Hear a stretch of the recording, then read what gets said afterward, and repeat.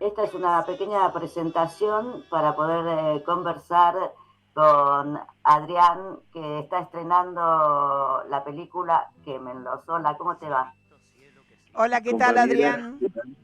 ¿cómo Hola. están ustedes? Muy bien, Buenas tardes. le contamos a la gente. Adrián es Sí, documentalista, es director también de películas, no solamente documentales.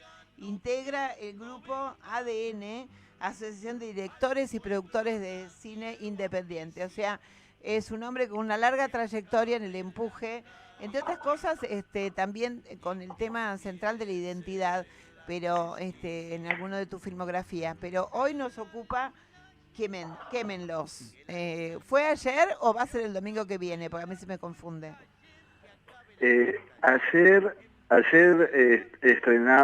digamos, hicimos la primer función especial del documental en la ciudad de Buenos Aires.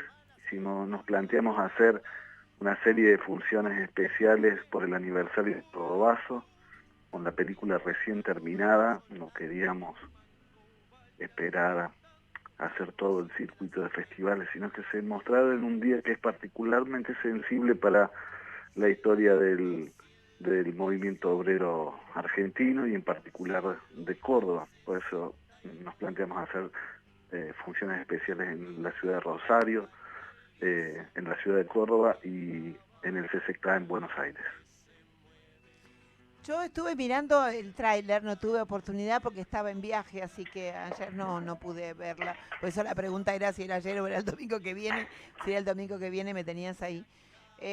Y es muy particular la forma que elegiste para presentarlo. No tiene la habitual voz en off y el relato, sino que apela mucho a la atención de quien está frente a la pantalla, a las imágenes y a los sonidos de época, ¿no?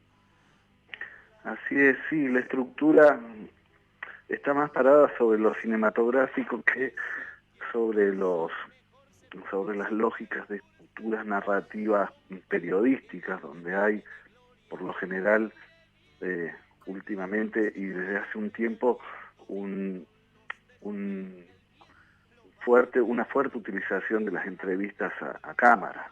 Lo que intentaba sobre todo con este material es poder apelar a lo más, digamos, más interesante para mí desde el punto de vista cinematográfico, que es el lenguaje eh, cinematográfico en particular, explotando las imágenes en 16 milímetros blanco y negro que fueron registradas en esos acontecimientos que narraba la compañera al principio presentando la nota. ¿Viste qué bien lo hizo Laura? Para los que dicen que Sí, sí, la sí. pandemia es improductiva, este trabajo empezó en pandemia.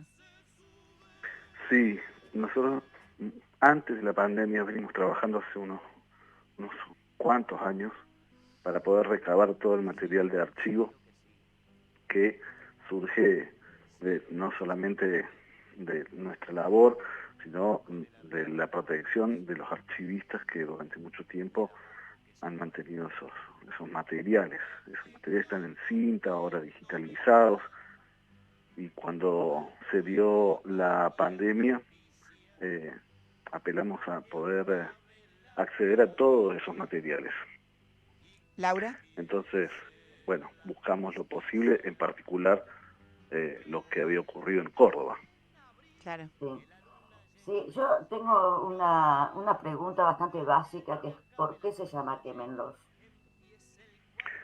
Sí, apela a esa orden que dio el general Menéndez de quemar los libros en el cuerpo, en el espacio de la calera, el tercer cuerpo, y fue allí justamente donde también fueron asesinadas una gran cantidad de personas.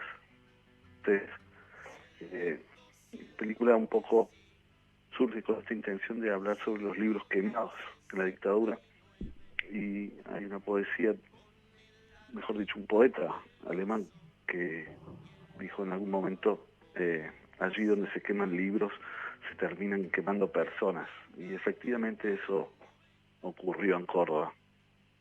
Entonces queríamos dejar eso, que, bueno, Es que una es especie parte de de la estructura de revisionismo la película. histórico que parte de la quema de los libros que contaban la propia historia de Cordobazo y todo, ¿no?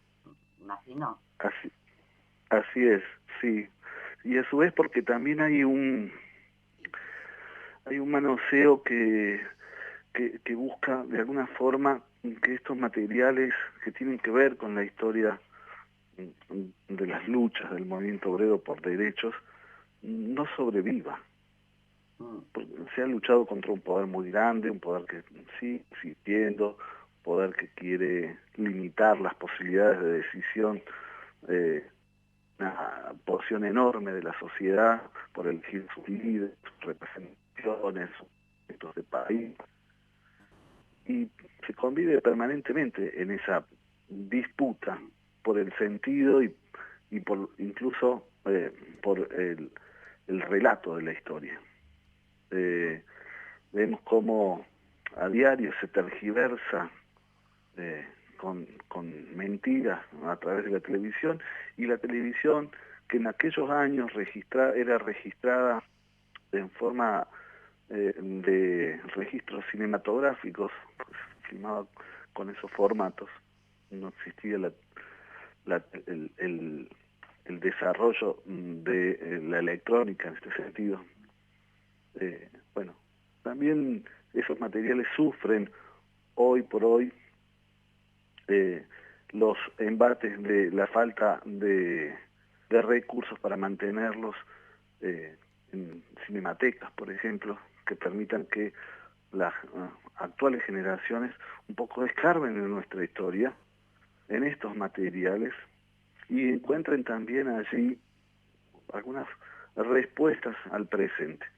Porque estas experiencias del neoliberalismo, por ejemplo, durante el macrismo también ocurrieron en el menemismo, ocurrieron en la dictadura del 76 y se iniciaron en la dictadura de Onganía, que es justamente lo que esa joven generación de obreros cordobeses enfrentó decididamente, y vimos con el raconto que vos hiciste al principio, que no fue solamente en Córdoba, sino en todo el país, porque eran las mismas políticas que el macrismo implementó hace unos pocos años las que se quisieron meter a sangre y fuego en aquellos años donde el movimiento obrero tenía decididamente otro proyecto en curso.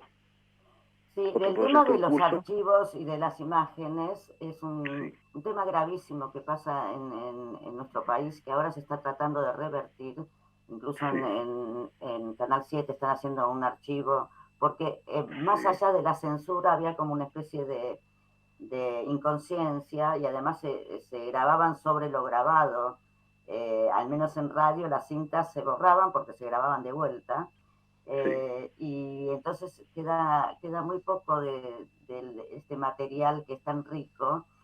Yo recuerdo perfectamente en aquella época el corresponsal que fue de Canal 13, que fue Andrés Percivale primero, sí. y que se murió tanto de miedo Andrés Percivale que volvió, y ahí es cuando se hace pública la presencia de Sergio Villarroel, ¿no? Las tengo como Sí, esas imágenes todavía presentes, no sé si quedan. ¿A vos cuál fue la sí. imagen que pusiste en el documental que te haya emocionado más encontrar y reproducir?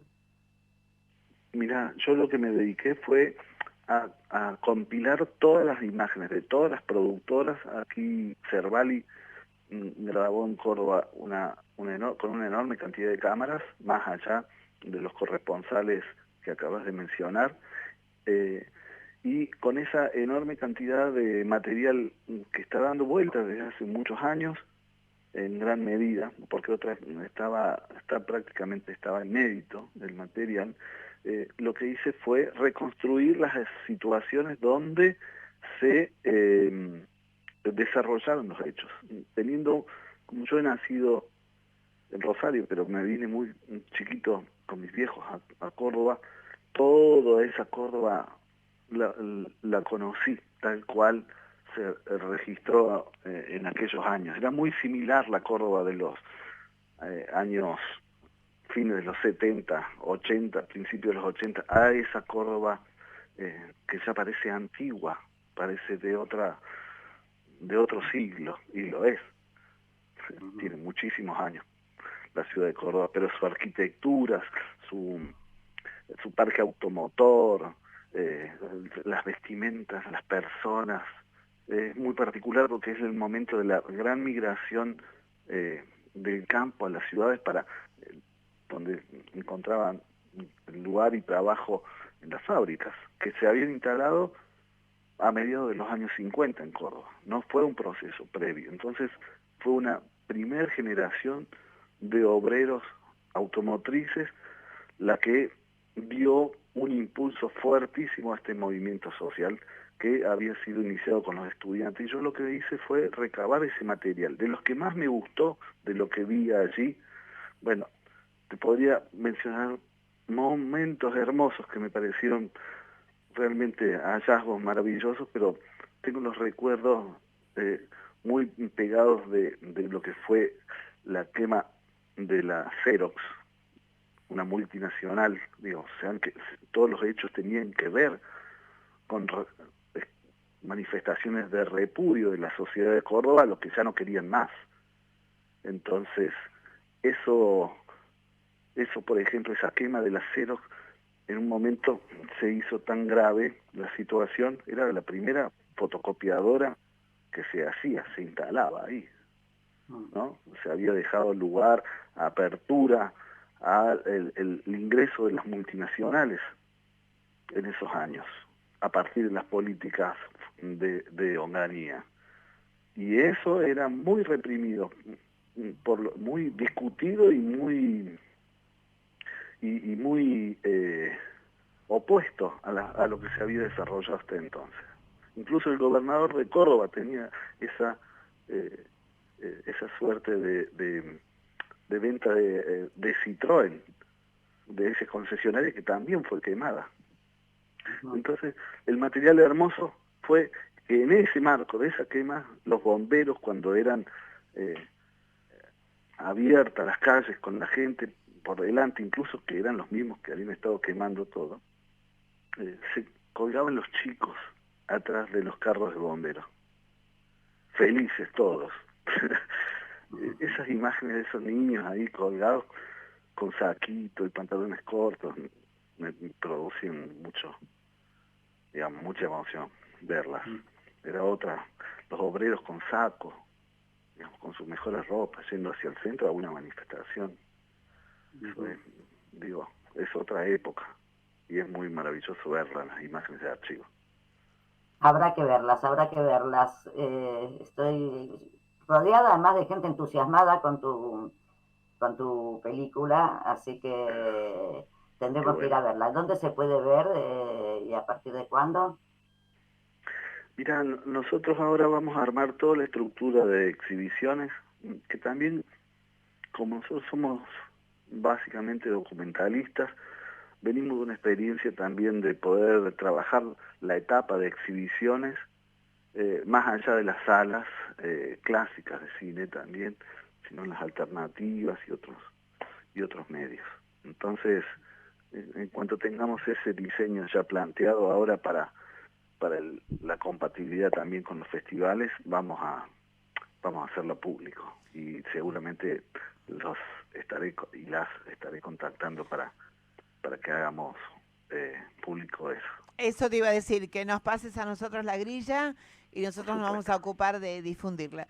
Muchísimas gracias, Adrián Jaime, por haber participado en la columna vertebral. Quedás en deuda con un peaje, pero nos corre el tiempo. Entonces, la próxima te prometo que vas a tener que pagar peaje contándonos acerca de algunas otras cosas de tu vida. Un abrazo y que haya mucha suerte con el documental. Vamos al tema. Ojalá, gracias. Muy amables. Un abrazo para todos.